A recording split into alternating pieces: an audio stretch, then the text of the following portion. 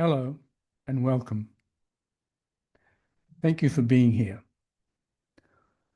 Whether you're joining live or listening later in your own time, this is the first conversation in a new series called Whole LifeTimes Live.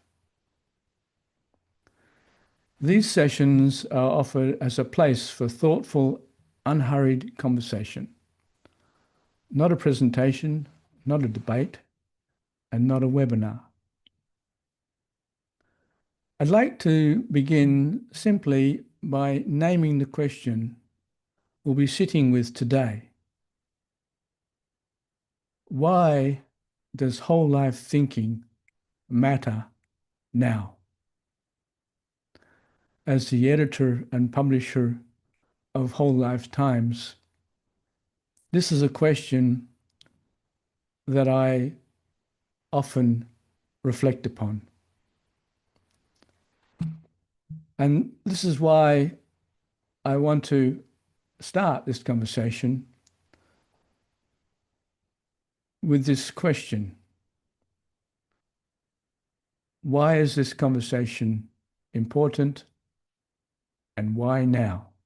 My sense, and it's one shared by many people I speak with, is that fragmentation has become one of the dominant conditions of our time. Our lives are increasingly split up. Health over here, work over there, relationships somewhere else, and the environment treated as a separate issue again.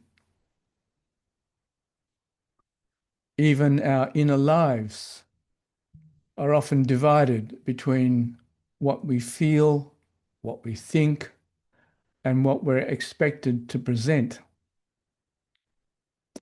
At the same time, we're living in an era of extraordinary information abundance. We're surrounded by explanations, frameworks, opinions, and advice. Yet many people feel less orientated, not more. Something important gets lost when knowledge is detached from lived experience, when information replaces wisdom rather than deepening it. When I speak of whole life, I'm not talking about a new theory or another model to adopt. I'm talking about a response to fragmentation, to overload, to information overload, and to the quiet sense many people have that something essential has gone missing. Whole life thinking arises not because it's fashionable, but because the old separations are no longer working.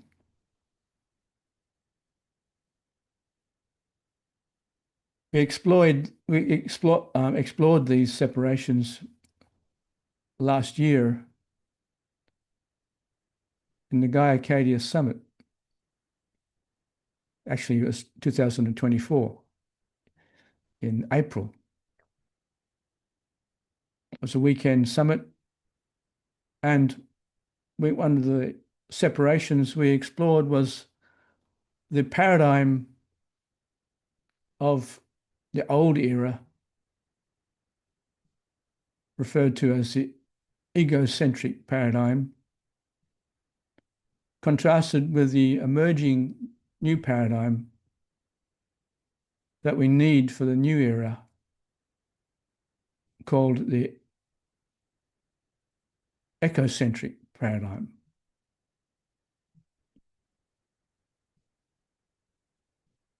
The new era is sometimes referred to as the Ecozoic era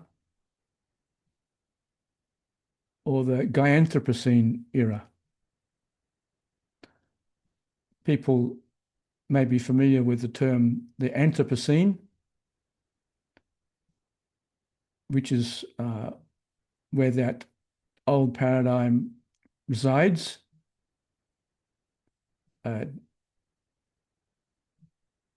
One of exploitation of the earth as a resource and seeing the earth as a separated, disconnected resource, and we feeling separate to it. So whole life thinking, what does it mean? What do we mean by it? What do I mean by it? Well, at the heart, it's very simple, though not always easy to live.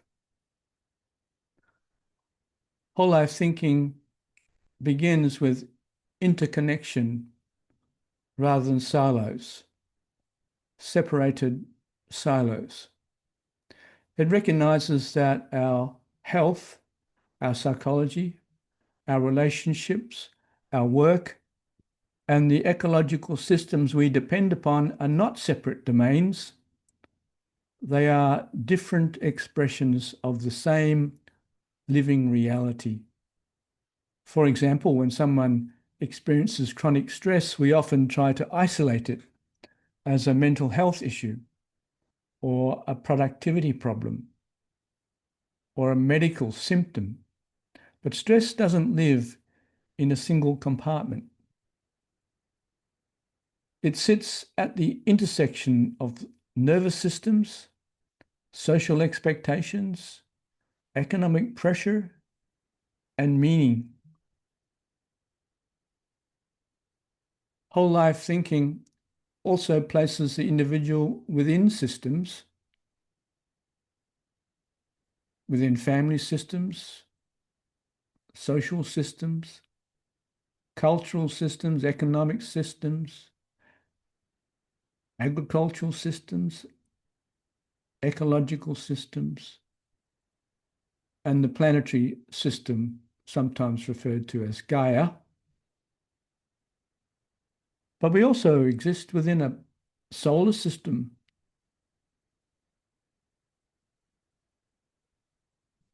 Whole life thinking is not a way of diminishing personal responsibility, as though we can blame the systems outside of ourselves, but as a way of restoring context to our own individual self and our systems in which we live. Indian philosopher J.D. Krishnamurti often said, "I am the world and the world is me." To the extent that I am disharmonious, disconnected from others, then that reflects in the state of the world around me, in the world itself. Gandhi, non-violence activist of India, said, "Be the change you want to see in the world. As you change, so too does the world." Sometimes in a small way, sometimes in a transformational, large way. None of us arrive in the world as blank slates. We are shaped by families, by cultures, histories, technologies, and ecological conditions long before we make conscious choices. It was this sort of conditioning that Krishnamurti encouraged us to examine. As Socrates and Greek philosophers used to say, a life unexamined is not that often worth living. And a lot of the interest of the ancient Greek philosophies was how to live a life well. For example, a Stoic philosophy focuses on that. You might say best practice for living in whatever era we are born into. And we will be exploring in these dialogues what would be best practice in order to live well in a eudaimonic sense. What brings about greatest well-being or flourishing. Understanding this does not remove agency. Understanding that we are part of systems does not remove our agency. It makes agency more humane.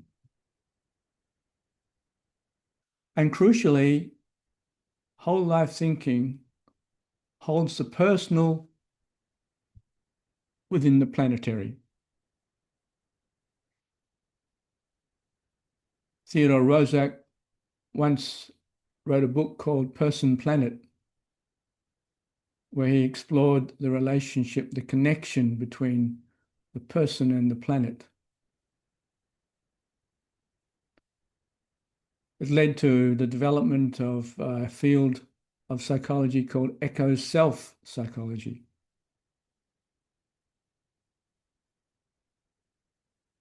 Our inner lives do not float above the earth. The way we eat, move, consume, work, and care, or fail to care, is inseparable from the health systems, the water systems, the river systems, climate stability, and biodiversity.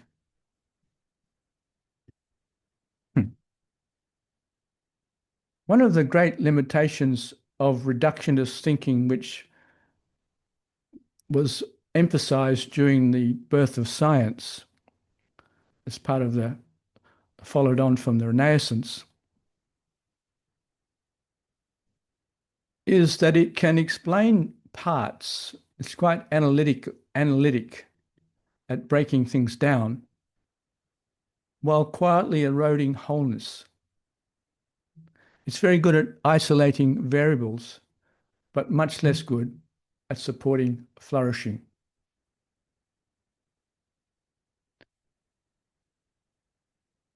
One of our next whole life field live dialogues, one of the first will be to explore the interconnections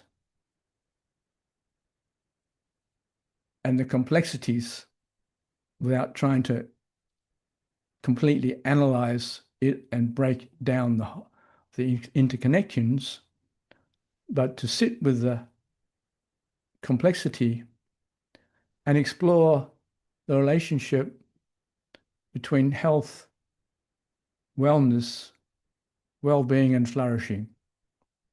That will be something to look forward to. I hope you'll join us on that soon. Flourishing happens when lives make sense as a whole, when health is not separated from meaning, when progress is not separated from care, and when personal well-being is not purchased at the expense of planetary breakdown. Whole life thinking is an attempt to stay with that complexity without rushing to simplify it away. Nora Bateson, the daughter of the great ecologist Gregory Bateson, great systems thinker who wrote Steps to an Ecology of Mind, she has developed a way of dialoguing together around this sense of complexity without rushing to simplify it away. Feeling the felt sense of it in a holistic way.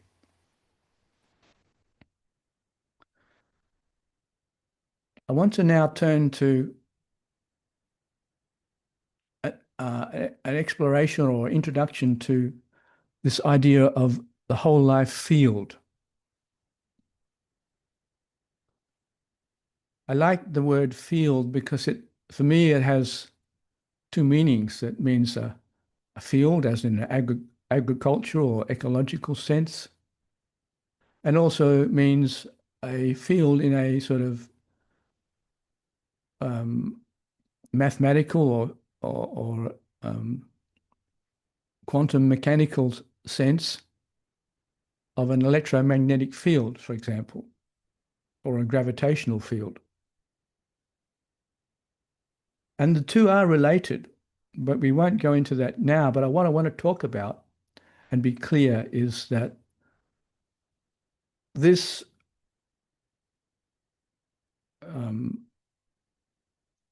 new beginning of whole life field is not a brand stack. It's not a hierarchy of projects. It's better understood as an ecosystem, a set of related conversations, practices, and inquiries that speak to one another. Whole LifeTimes is the editorial voice within that field. It's a magazine that brings together long-form writing, interviews, and reflections across health, psychology, ecology, culture, and lived experience. Some of the articles that are published in Whole LifeTimes are from interviews with people in those different domains. And some of those interviews are gathered together in particular podcasts. For example, there's a podcast called One Self-Discovery. There's another called Gaia Views. And there's one called SED Talks for Sustainable Environmental and Developmental Focus. There's a focus of a podcast called Clinical Psychology Today. There's many others, but from these podcasts and interviews, articles are put together that allow for depth and exploration. As I said, alongside the magazine are podcasts and the live conversations. Spaces where ideas are not just written, but spoken, tested, and allowed to breathe in dialogue.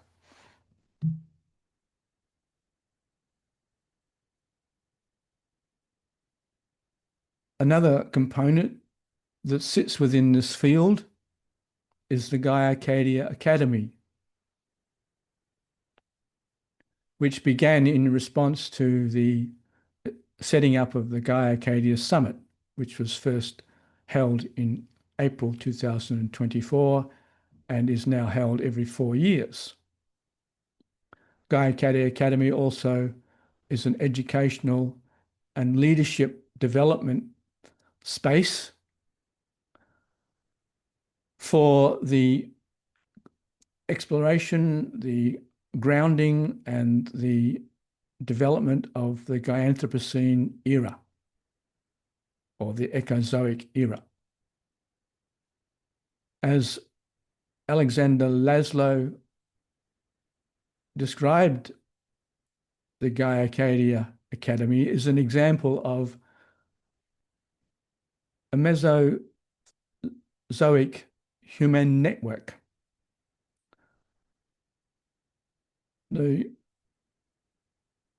Like a hidden, but not deliberately hidden, but a network nevertheless of people that spreads around the planet. Like the mesothelial fibers that connect the roots of plants underground. You can listen to and read about his metaphor in the recordings of the summit, which are loaded onto YouTube, but also there'll be some articles you can find in Whole LifeTimes about that. So Gaiarcadia is a reminder that the Earth, Gaia, is not a backdrop for human activity, but a living system we are embedded within. It brings ecological and systems thinking into direct relationship with ethics, education, and culture. Another component of this field is whole life universal publications and recordings. The website is WLUPR.com, and it exists at the level of practice of recording and publishing books, audibles, and even videos. It's concerned with how whole life principles are expressed through services, learning through podcasts and courses and webinars, and ethical forms of commerce, not as extraction, but as contribution. Contribution to the field, the whole life field, which is a field within the greater field of the earth. None of these components stand alone. They only make sense in relationship. The field metaphor matters because it shifts us away from ownership towards participation. You don't enter a field to consume it, you enter to be part of it, in whatever way feels right for your life.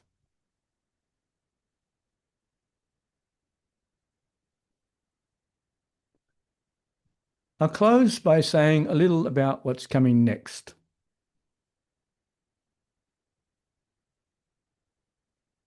The next Whole LifeTimes live session will explore how written articles become living conversations,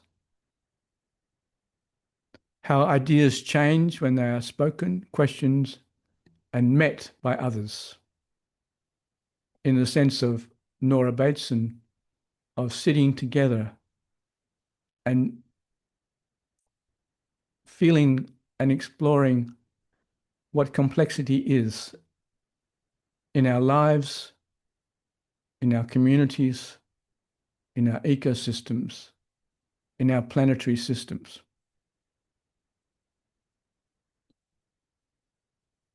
And after that, we'll begin a series called Whole Life Field, Live Dialogues.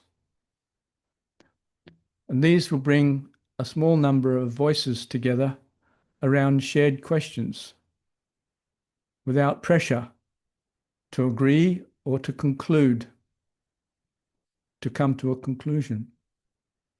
Simply to listen across the differences, listen while embedded in complexity. As I said earlier, one of the early ones of these live dialogues will be on the interconnectedness and connections between health, wellness, well-being, and flourishing. And our guest on that dialogue will be a person I've worked with and was part of the first Gaiarcadia Summit,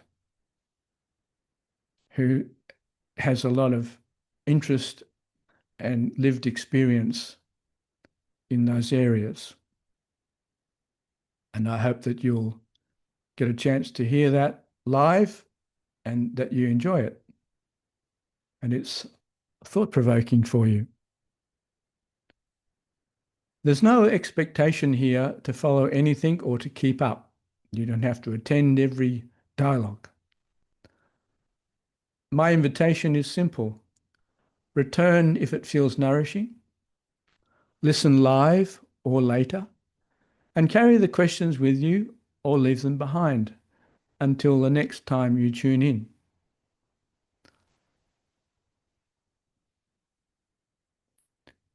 And hopefully it will become like reconnecting to a community interested in holistic living and flourishing, and exploring some of the challenges and issues of our time. So whole life thinking isn't something to adopt. It's not a new religion. We're not proselytizing, not selling anything. It's simply something that grows slowly through attention, care, and relationship. I'd like to end this session by offering you a question to contemplate later after the session. As you return to your own life after this conversation, where do you notice fragmentation? And what might wholeness gently ask of you there?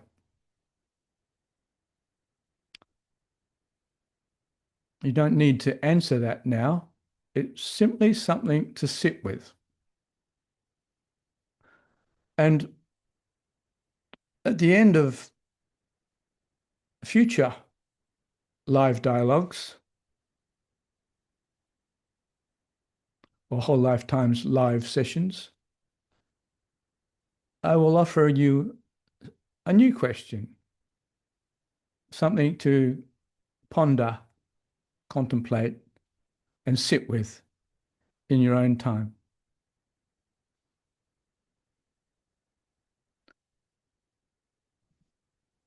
Thank you for being here and for helping to bring this field into being. Until next time, take care.